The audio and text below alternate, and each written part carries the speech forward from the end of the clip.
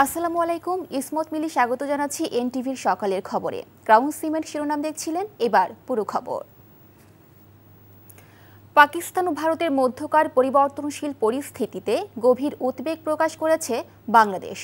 নিরাপত্তা উপদেষ্টা ডক্টর খলিলুর রহমান বলেন, বাংলাদেশের পক্ষ থেকে উভয় দেশকে শান্ত থাকার এবং সংযম প্রদর্শনের জন্য আহ্বান জানানো হচ্ছে। অন্যদিকে সীমান্ত দিয়ে ভারত থেকে বাংলাদেশে প্রায় ১০০ জন মানুষকে জোরপূর্বক অনুপ্রবেশ করানোর ব্যাপারে প্রতিবাদ জানিয়ে তিনি বলেন, শুধুমাত্র আনুষ্ঠানিক প্রক্রিয়ায় বাংলাদেশি নাগরিকদের ফেরত নেবে সরকার। শফি মাহমুদ সাগরের রিপোর্ট। পাকিস্তান ভারত চলমান পরিস্থিতি নিয়ে উদ্বিগ্ন বাংলাদেশ। প্রধান উপদেষ্টার নিরাপত্তা বিষয়ক উপদেষ্টা ডক্টর খলিলুর রহমান পররাষ্ট্র মন্ত্রণালয়ে ব্রিফিংয়ে জানান, দুদেশের মাঝে চলমান উত্তেজনাকর পরিস্থিতি গভীরভাবে পর্যবেক্ষণ করা হচ্ছে। বলেন, বাংলাদেশের পক্ষ থেকে উভয় দেশকে শান্ত থাকার আহ্বান জানানো হয়েছে। আঞ্চলিক শান্তি, সমৃদ্ধি ও স্থিতিশীলতার চেতনায় বাংলাদেশ আশাবাদী যে কূটনৈতিক প্রচেষ্টার মাধ্যমে উত্তেজনা প্রশমিত হবে এবং শেষ পর্যন্ত এই অঞ্চলের জনগণের কল্যাণে শান্তি বিরাজ করবে। এক সীমান্তে ভারত যখন পাকিস্তানের সাথে যুদ্ধে ব্যস্ত, ঠিক সে সময়ই অন্য সীমান্ত দিয়ে ভারত থেকে বাংলাদেশে অনুপ্রবেশ করানো হয়েছে শতাধিক মানুষকে।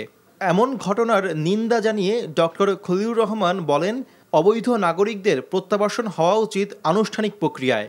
আমরা প্রতিটি কেস আলাদা আলাদা করে নিরীক্ষণ করছি এবং আমাদের সিদ্ধান্ত হচ্ছে আমরা কেবল আমাদের দেশের নাগরিক যদি কেউ থাকেন এবং তা প্রমাণিত হয় তাহলে তাদেরকে আমরা গ্রহণ করব এবং এটা ফর্মাল চ্যানেলে করতে হবে। এভাবে পুশ ইন করাটা সঠিক নয়। বাংলাদেশে জোরপূর্বক মানুষদের প্রবেশ করানোর ব্যাপারে ভারতের সাথে যোগাযোগের চেষ্টা করা হচ্ছে বলে জানান তিনি। শফি মাহমুদ সাগর, এনটিভি নিউজ, ঢাকা। ভারত পাকিস্তানের মধ্যে সামরিক হামলার নিন্দা জানিয়ে শান্তিপূর্ণ সমাধানে পদক্ষেপ নেওয়ার আহ্বান জানিয়েছেন বিএনপির ভারপ্রাপ্ত চেয়ারম্যান তারেক রহমান। নিজের ফেসবুক পেজে দেওয়া বিবৃতিতে এ আহ্বান জানান তিনি। প্রতিবেশী দেশে উত্তেজনা বৃদ্ধি পাচ্ছে উল্লেখ করে সামরিক হামলায় ক্ষতিগ্রস্ত পরিবারের প্রতি সমবেদনা জানান তারেক রহমান। তাছাড়া সংশ্লিষ্ট সকলকে সংযম প্রদর্শন এবং সংঘাতের শান্তিপূর্ণ সমাধানের জন্য পদক্ষেপ নেওয়ার আহ্বানও জানান তিনি। বলেন, অভিন্ন স্বার্থ এবং আকাঙ্ক্ষার উপর নির্মিত একটি স্থিতিশীল এবং শান্তিপূর্ণ অঞ্চল সকলের সর্বোত্তম স্বার্থে কাজ করে। বাংলাদেশি নাগরিকদের জন্য ভিসা চালু করার বিষয়ে অগ্রগতি অর্জিত হওয়ায় সংযুক্ত আরব আমিরাতকে ধন্যবাদ জানিয়েছেন অন্তর্বর্তী সরকারের প্রধান উপদেষ্টা অধ্যাপক ডক্টর মোহাম্মদ ইউনূস। একই সঙ্গে তিনি বিভিন্ন খাতে দেশটির বিনিয়োগ প্রস্তাবকে স্বাগত জানিয়েছেন। রাষ্ট্রীয় অতিথি ভবন যমুনায় ইউএই এর টলারেন্স অ্যান্ড এক্সিস্টেন্স বিষয়ক ক্যাবিনেট মন্ত্রী শেখ নাহায়ান বিন মোবারক আল নাহায়ানের নেতৃত্বে একটি উচ্চ পর্যায়ে প্রতিনিধি দল প্রধান উপদেষ্টার সঙ্গে সাক্ষাতে ইউএইকে ধন্যবাদ জানান। এ সময় আল নাহায়ান প্রধান উপদেষ্টাকে বলেন, বাংলাদেশের প্রতি সংহতি প্রকাশ এবং বন্ধুত্ব পুনর্ব্যক্ত করতে আমিরাতের প্রেসিডেন্টের নির্দেশে এই সফর এসেছেন। এই সৌহার্দ্যমূলক উদ্যোগের প্রশংসা করে অধ্যাপক ইউনূস বিভিন্ন খাতে দেশটির বিনিয়োগ প্রস্তাবকে স্বাগত জানান। ভিসা নীতিতে শিথিলতার জন্য দেশটির প্রতি কৃতজ্ঞতা প্রকাশ করেন তিনি। প্রতিনিধি দলটিতে অন্যান্যের মধ্যে ছিলেন দেশটির পররাষ্ট্রমন্ত্রী আহমেদ বিন আলী আল সায়েক, বিনিয়োগ মন্ত্রণালয়ের আন্ডার সেক্রেটারি আব্দুর রহমান আল হাওয়ি। ভারত পাকিস্তান যুদ্ধ চায় না বাংলাদেশ, তবে এক ধরনের প্রস্তুতি আছে এবং পরিস্থিতি পর্যবেক্ষণ করা হচ্ছে বলে জানিয়েছেন পরিবেশ বিষয়ক উপদেষ্টা সৈয়দ রিজওয়ানা হাসান। আর মিয়ানমারকে করিডোর দেবার বিষয়ে কোনো সিদ্ধান্ত হয়নি বলে জানান তিনি। অন্তর্বর্তী সরকারের 9 মাস পূর্তি উপলক্ষে এনটিভিকে দেওয়া একান্ত সাক্ষাৎকারে এসব বলেন তিনি। আর নির্বাচন নিয়ে কোনো চাপ নয়, তবে রাজনৈতিক দলগুলো চাইলে নির্বাচন এগিয়েও আসতে পারে। রিপোর্ট করছেন রুকনউদ্দিন। প্রতিবেশী দেশে যদি উত্তেজনা চলে, যুদ্ধ অবস্থা বিরাজ করে, সেটাতে আপনার কিছু প্রাথমিক প্রস্তুতি তো নিয়ে রাখতেই হয়। যেমন ধরেন আপনি ভারতের আকাশসীমা ব্যবহার করে আপনার বিমান চলে, সেগুলো আমাদের জন্য একটা কনসার্নের জায়গা। কিন্তু আমরা অবশ্যই আশা করব যে যুদ্ধ হবে না। উই আর ওয়াচফুল, আমরা দেখছি পরিস্থিতি কোন দিকে যায়। আমরা মনে প্রাণে আশা করি যে আমাদের প্রতিবেশী দেশ যুদ্ধে জড়াবে না। বলেন, মিয়ানমারের সাথে করিডোর বিষয়ে এখনো কোনো সিদ্ধান্ত হয়নি। একটা প্রস্তাবনা আছে যে মায়ানমারে যদি দুর্ভিক্ষ অবস্থা সৃষ্টি হয় তাহলে বাংলাদেশের মধ্য থেকে একটা করিডোর ব্যবহার করতে পারবে কিনা, এটা একটা প্রস্তাবনা।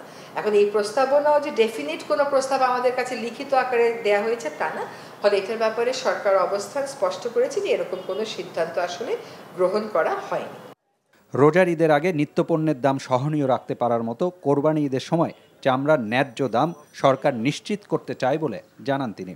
অন্তর্বর্তী সরকারের 9 মাসে মন্ত্রণালয়গুলো লক্ষ্য ঠিক করতে পেরেছে বলেও মনে করেন সৈয়দ আলী জোয়ানা। মোটা দাগে কোন কাজগুলো আমাদের করে যাওয়া দরকার মন্ত্রণালয়ের পর্যায়ে সেটা আমরা প্রত্যেকে এখন মোটামুটি একটা উপলব্ধির জায়গাতে এসেছে, সেই মোতাবেক যে মন্ত্রণালয়গুলো কাজ করে যাচ্ছে। এর আগের বছরগুলোতে বাজেটগুলো ফুলিয়ে ফাঁপিয়ে দেখা হতো, আমরা এবার এটাকে অস্টারিটি বাজেট বা কৃচ্ছতা সাধনের বাজেট বলছি, যে খুব প্রয়োজন যে কাজগুলো সেগুলোই আমরা হাতে নেব, বাকি কাজগুলো নির্বাচিত সরকার যখন আসবে তাদের তো সেই লিবার্টি থাকবেই। এক প্রশ্নের জবাবে জানান, নির্বাচন নিয়ে চাপে নেই সরকার, বরং রাজনৈতিক দলগুলোর সাথে আলোচনা করেই সিদ্ধান্ত নেওয়া হচ্ছে। আমরা নির্বাচন করতে যেহেতু বদ্ধপরিকর, সুতরাং আমাদের বাড়তি চাপের কোনো বিষয় আমি মনে করি না। তবে রাজনৈতিক দলগুলো হয়তো সময়ের ক্ষেত্রে এক ধরনের কথা বলতে পারে, যে আমরা যেহেতু বলছি জুন পর্যন্ত, তারা যদি বলেন যে না তারা এর আগে চান, সেখানে নিশ্চয়ই আলাপ আলোচনা করে একটা সমাধানে আসা যাবে। রাজনৈতিক দলগুলোকে নিয়ে বড় বড় সংস্কারের ক্ষেত্রে আলোচনা চলছে। আরেকটা হচ্ছে কিছু কিছু সংস্কার আছে যেগুলোতে আসলে রাজনৈতিক ঐক্যমতের প্রয়োজন নেই। যেমন একটা সার্ভিসকে আপনি ক্যাডারভুক্ত করবেন কি করবেন না, ওর জন্য বিশেষায়িত ক্যাডার রাখবেন কি রাখবেন না, হ্যাঁ, এইগুলো কাজ কিন্তু যার যার মন্ত্রণালয়কে একটা তালিকা করে দিয়ে দেওয়া হয়েছে, তোমরা এই কাজগুলো করে ফেলো, আমরা সেই কাজগুলো করছি। আর নির্বাচন, সংস্কার ও গণহত্যার বিচার কার্যক্রম নিশ্চিত করতে সরকার কাজ করে যাচ্ছে বলেও জানান তিনি। রকনউদ্দিন, এনটিভি নিউজ, ঢাকা। বিদ্যুৎ খাতে সরবরাহ কমিয়ে শিল্প খাতে 25 কোটি ঘনফুট গ্যাসের সরবরাহ বাড়ানো হবে বলে জানিয়েছেন বিদ্যুৎ ও জ্বালানি উপদেষ্টা ফাউজুল কবির খান। বুধবার সচিবালয়ে শিল্পে গ্যাস সংকট নিয়ে ব্যবসায়ীদের সাথে বৈঠক শেষে এ কথা বলেন তিনি। আর সামনে গরম বাড়লে লোডশেডিং মোকাবেলায় তেলভিত্তিক বিদ্যুৎ কেন্দ্রে উৎপাদন বাড়ানোর চিন্তা আছে বলেও জানান উপদেষ্টা। জানান, আপাতত গ্যাস ও বিদ্যুতের মূল্য বৃদ্ধির কোনো চিন্তা সরকারের নেই। রিপোর্ট করছেন রকনউদ্দিন। দেশে এখন দৈনিক গ্যাসের চাহিদা 380 কোটি ঘনফুট। মঙ্গলবারের হিসেবেও পেট্রোবাংলা সরবরাহ করেছে 272 কোটি ঘনফুট গ্যাস। চাহিদার বিপরীতে 100 কোটি ঘনফুটেরও বেশি ঘাটতি থাকায় সংকটে পড়েছে শিল্প খাত। চাহিদার তুলনায় 40% কম গ্যাস মিলছে বলে জানিয়েছেন ব্যবসায়ীরা। বিলিয়ন বিলিয়ন ডলারের বিনিয়োগ ঝুঁকিতে পড়েছে বলেও দাবি তাদের। এমন বাস্তবতায় বুধবার সচিবালয়ে ব্যবসায়ীদের সাথে বৈঠক করেন জ্বালানি উপদেষ্টা। কতগুলো সিদ্ধান্ত নিয়েছি। প্রথম সিদ্ধান্ত হচ্ছে যে রমজান উপলক্ষে যে 1200 মেগাওয়াট দেওয়া হতো, সেখান থেকে আমরা 150 মেগাওয়াট ইয়েতে আমরা বিদ্যুতের পরিবর্তে আমরা শিল্পে দেব। আর দ্বিতীয় সিদ্ধান্ত হচ্ছে মে থেকে অগাস্ট, এই 4 মাস আমরা 4টা এক্সট্রা এলএনজি কার্গো আনবো, এবং এর ফলে আরও 100 MMCFD গ্যাস। সুতরাং সর্বমোট শিল্পে বরাদ্দ 250 MMCFD বাড়বে। এ সময় তার কাছে প্রশ্ন ছিল, তাহলে গরম বাড়লে লোডশেডিং কমাতে সরকারের পরিকল্পনা কি? বিদ্যুৎ থেকে আমরা গ্যাস কাট করলে ওই ঘাটতিটা যখন বিদ্যুতের বাড়বে, তখন এটার জন্য আমরা ওই লিকুইড ফুয়েল বেসড ইয়েগুলো চালাবো।